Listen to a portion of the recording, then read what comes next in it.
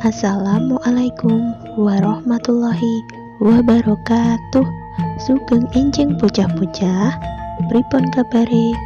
Sehat-sehat kemawon nggih? Saderenge pasinaon kawiwitan, ingkang kedah bocah-bocah lakoni yaiku nomor setunggal atus kanthi resik, nomor kalih sarapan, nomor 3 sholat duha, lan nomor sekawan monggo kita wiwiti pasinaon menika kanthi lafal basmalah. Bismillahirrohmanirrohim. Ulangan setunggal kegiatan ing sekolah. Kegiatan ing sekolah kuwi yaiku sinau. Ya bocah-bocah, sinau iku kegiatan sing paling utama ana ing sekolahan. Bocah-bocah saka ngomah wis niat, aku arep sekolah.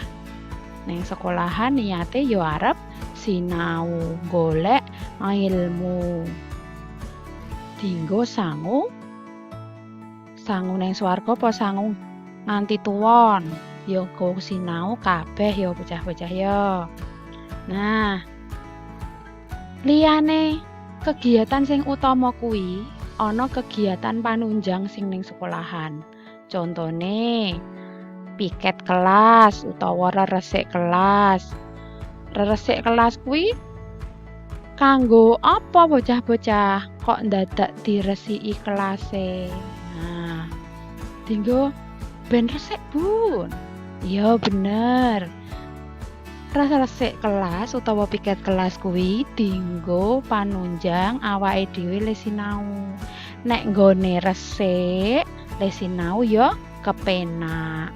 Ning nek nggone reget ora ketata, kowe arep mlebu kelas wae do ora nyaman, ora tentrem atine ngono kuwi. Nah, apa meneh liyane? Nah, liyane ana sinau bareng. Saiki sok dikelompok-kelompokke karo Bu Guru. Supayane apa? Supayane kowe karo kancamu iso padha tuker ilmu. Eneng masalah iki, piye ya carane goleki? Nah, kuwi kaya ngono kuwi jenenge sinau kelompok. Nek ning bahasa Indonesia namanya diskusi. Supayane kabeh padha ngerti, oh iki entuke ilmu saka kene. Oh carane ngene iki. Nah, kaya ngono kuwi bocah-bocah. Nah, sak lanjute apa meneh? Nah, sak lanjute yaiku reresik lingkungan sekolah. Sekolah duwe taman, yo diresiki, dijaga, dirawati, disirami, diresiki godhong-godhong sing wis ra kanggo, suket-sukete dijabuti. Nah, kuwi padha karo awake dhewe ngresiki awake dhewe, lingkungane awake dhewe. Supayane apa? Nek tamane resik, ora dienggo omah lemut. Nah, ora dienggo omah kewan-kewan sing bahaya. Nah, kaya ngono kuwi bocah-bocah. Sing liyane yaiku ana upacara gendera.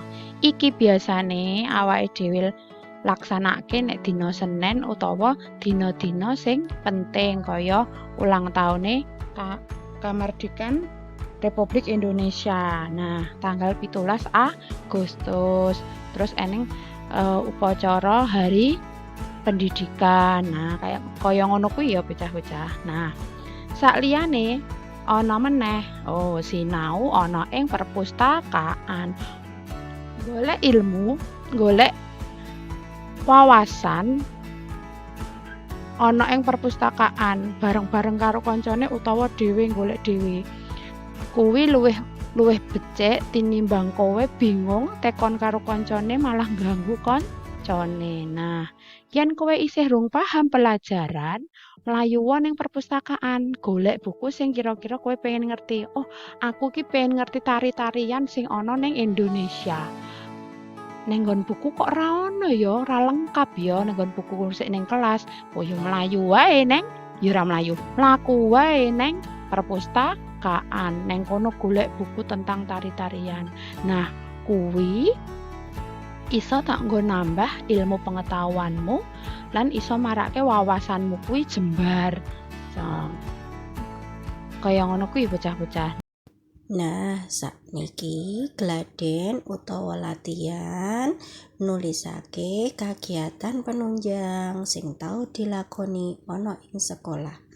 Ditulis wonten ing buku tulis nggih. Bu Guru akhiri, wassalamualaikum warahmatullahi wabarakatuh.